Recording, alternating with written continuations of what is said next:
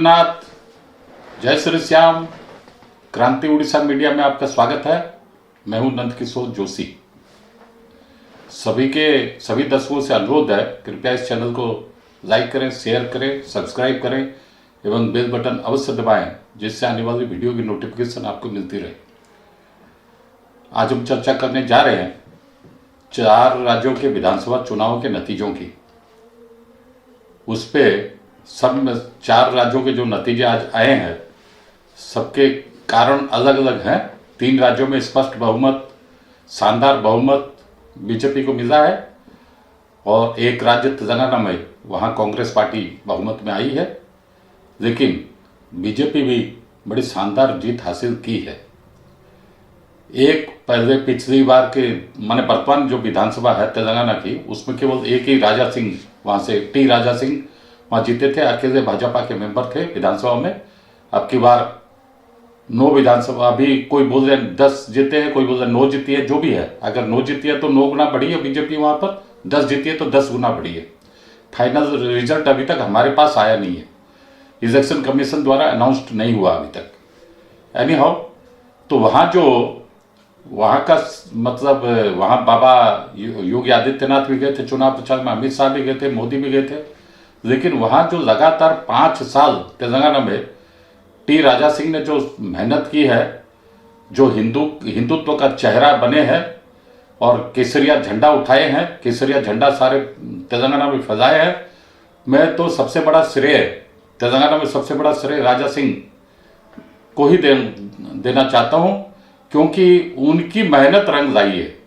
वहाँ जितने जिहादी थे, उनके बीच में ये शेर के बच्चे के जैसा व्यवहार किए हैं जिहादियों के सामने, और शेर की मेहनत भी काम रंग लाई है और बीजेपी की शानदार जीत हुई है। हालांकि पार्टी के हिसाब से देखा जाए तो शायद तीसरे नंबर पर है, लेकिन आज जो तीसरे नंबर पर है, अगले विधानसभा में मुझे लग रहा है कि जो आने वाली विधानसभा होगी 2028 के चुनाव तेलंगाना में जो होंगे, उसमें बीजेपी की अवश्य ही जीत हासिल होगी। जिस तरह से बीजेपी अपना मार्जिन बढ़ा रहा है वहाँ पर तेलंगाना में, अभी तक की जो हमें रिपोर्ट मिली है, 15-16% वोट शेयर बीजेपी को मिला है। उस हिसाब से आस्ते आस्ते बीजेपी काफ़ी बढ़त की ओर अग्रसर हो रही है। अब मैं आ रहा हूँ छत्तीसगढ़ पर। छत्तीसगढ़ में तो मुख्य बात जो है, जिस 2 कारण से छत्तीसगढ़ में बीजेपी को बढ़त मिली है, बहुमत मिली है और कांग्रेस हारी है, उसका सबसे बड़ा कारण तो यह है, ये जो महादेव ऐप जुआ, ऑनलाइन जुआ जो वहाँ खेला जाता था रायपुर में, वहाँ वो ऑनलाइन जुआ का जो बैड इम्पैक्ट आया कांग्रेस गवर्नमेंट पर, छत्तीसगढ़ सरकार पर, भूपेश बघेल पर, इसके लिए सबसे बड़ा फैक्टर मैं मानता हूँ कांग्रेस के हार का।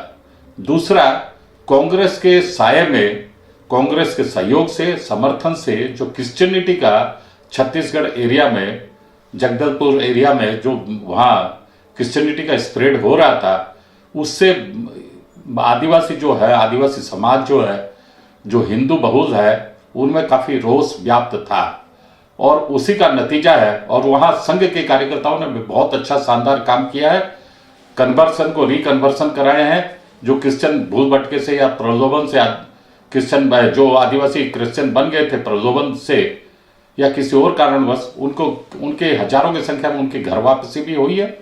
एक और बड़ी बात है जो अभी तक हमारे हस्तगत हुई है, वो ये है कि वहाँ जो डेप्यूटी चीफ मिनिस्टर थे मिस्टर सिंहदेव, उनका भी कहीं ना कहीं प्रच्छन्न हाथ है कांग्रेस को हराने में और इनडायरेक्टली बीजेपी को जीत दिलाने में, जो अभी तक की रिपोर्ट आई है। अब मैं आ रहा हूँ मध्य प्रदेश पे।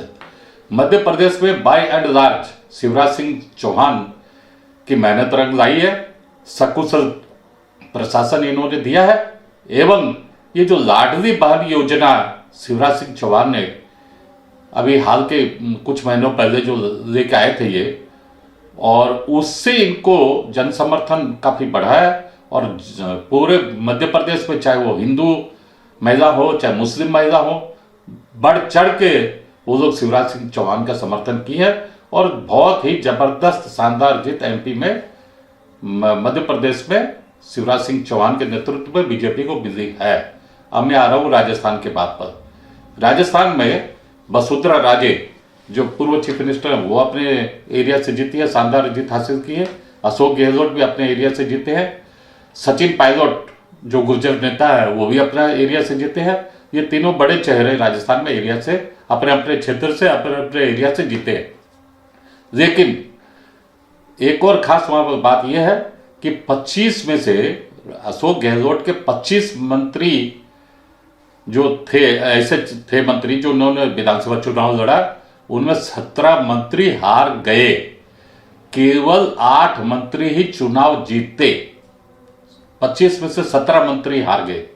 अर्थात राजस्थान की कुशासन का यह बहुत बड़ा नमूना है कि 2/3 मिनिस्टर्स लोग हार गए चुनाव में।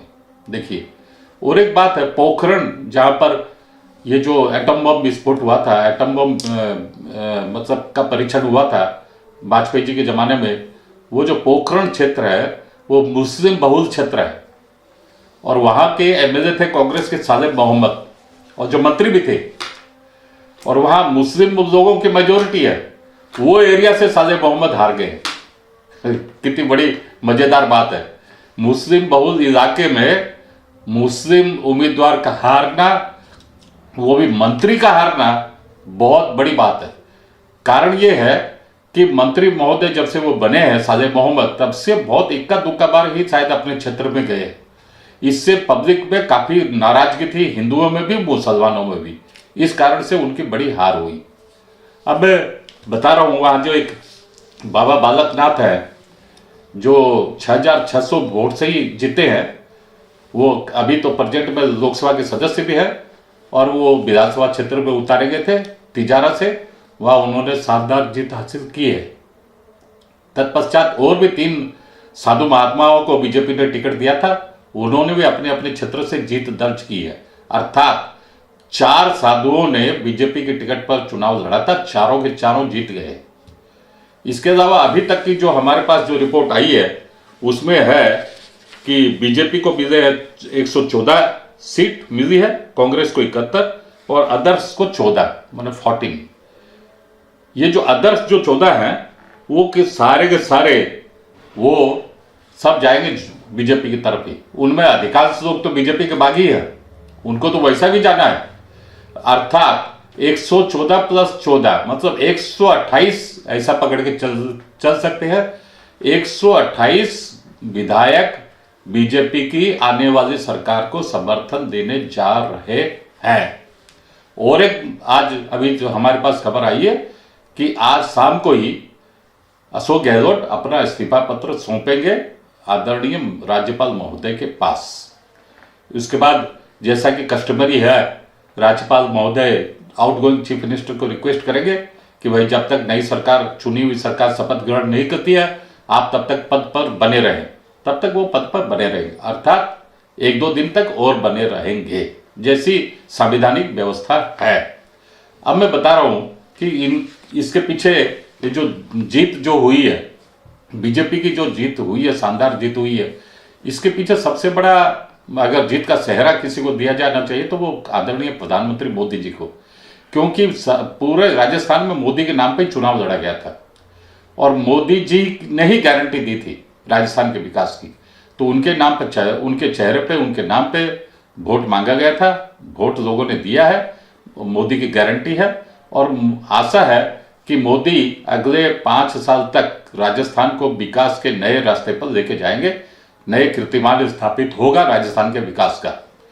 अब मैं बता रहा हूं बालकनाथ, ये जो योगी हैं बालकनाथ और एक हैं दिया कुमारी, ये हमें जो मीडिया सोर्सेज से जो मालूम खबर पड़ रही है अभी तक, ये 2 चेहरों में से इन 2 चेहरों में से किसी एक की मुख्यमंत्री की बनने की संभावना प्रबल दिखाई दे रही है राजस्थान पे। लेकिन अंतिम क्षणों तक बोला नहीं जा सकता कि कौन पसंदीदा होंगे, प्रधानमंत्री मोदी का या अमित शाह का। लेकिन इन 2 चेहरों के ऊपर ज्यादा कयास मीडिया सर्कल में चल रहा है कि इन दोनों में से कोई एक जीतेगा। अब बात यह है कि अभी अब ये जो खिराती मीडिया है, कांग्रेस और वामपंथी समर्थित मीडिया, दलाल मीडिया जो दिल्ली वाली है, उन लोगों ने अब नई रचना गढ़नी शुरू कर दी है। उन्होंने बोलना शुरू कर दिया है कि ये जो अभी हुआ है चुनाव, जो 4 राज्यों का रिजल्ट आया है, ये नॉर्थ साउथ डिवाइड हो गया है।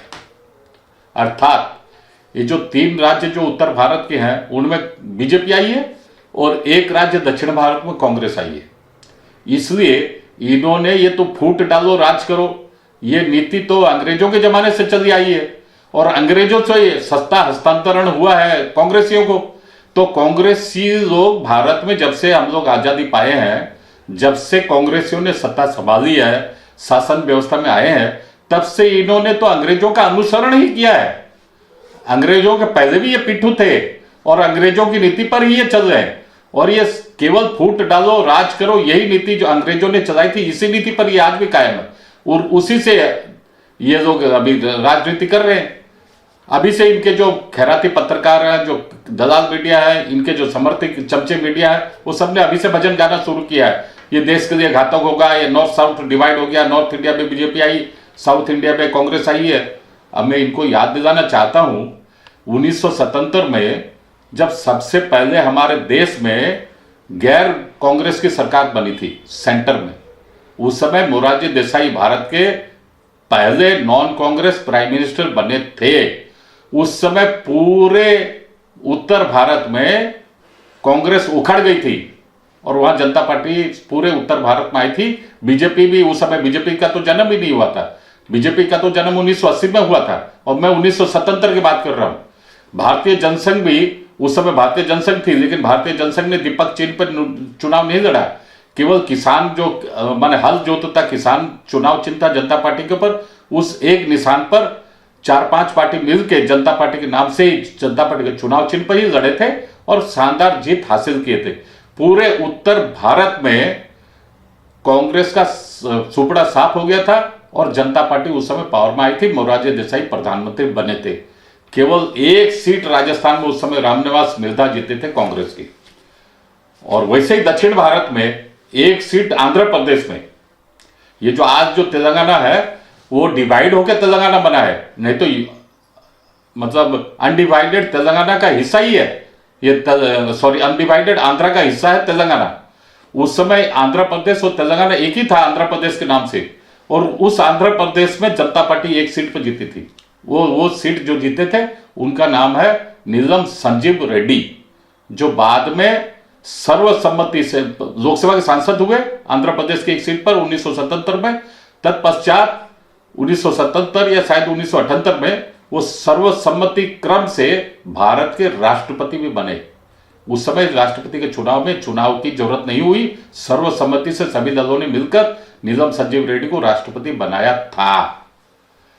इसी तरह मैंने आंध्र प्रदेश में उस समय जैसे एक सीट जनता पार्टी जीती थी, बाकी सारी कांग्रेस को मिली थी, और एक सीट राजस्थान में कांग्रेस जीती थी, बाकी सारी सीट जनता पार्टी जीती थी। ऐसा एक ही सीट का खाली नॉर्थ इंडिया में एक कांग्रेस, साउथ इंडिया में एक जनता पार्टी।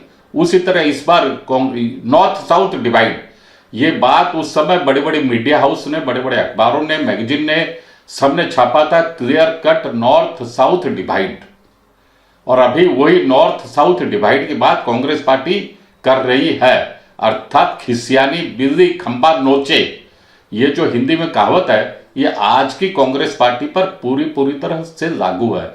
चूंकि कांग्रेस के पांव संपूर्ण उत्तर भारत से उखड़ गए हैं, इसलिए कांग्रेस के दलाल पत्रकारों ने ऐसी कल्पना की है, ऐसी बात बोली है और ऐसी भाषा वो लोग आज से अब आरंभ करेंगे कि उत्तर भारत चला गया बीजेपी की तरफ, दक्षिण भारत में कांग्रेस। मतलब ये कुछ ना कुछ तो बहाना गढ़ेंगे ही ना, अपने हिसाब से, अपने परसेप्शन के हिसाब से। उसी हिसाब से ये लोग अपने नैरेटिव सेट करने के हिसाब से ये लोग बोले हैं। लेकिन आने वाले समय में आप देखेंगे कि तेलंगाना में भी अगले 5 साल के बाद जब चुनाव होगा, वहां भी बीजेपी की सरकार आराम से काबिज होगी। ऐसा ये मेरा मानना है। और मैंने भी 50-52 साल इलेक्शन के प्रेडिक्शंस काफी किए हैं और मेरा भी करीब 80-90% इलेक्शन के प्रेडिक्शंस अभी तक कामयाब रहे, सफल रहे हैं। आज के अंक में इतना ही, अगले अंक पर फिर मिलेंगे। जय हिंद, वंदे मातरम।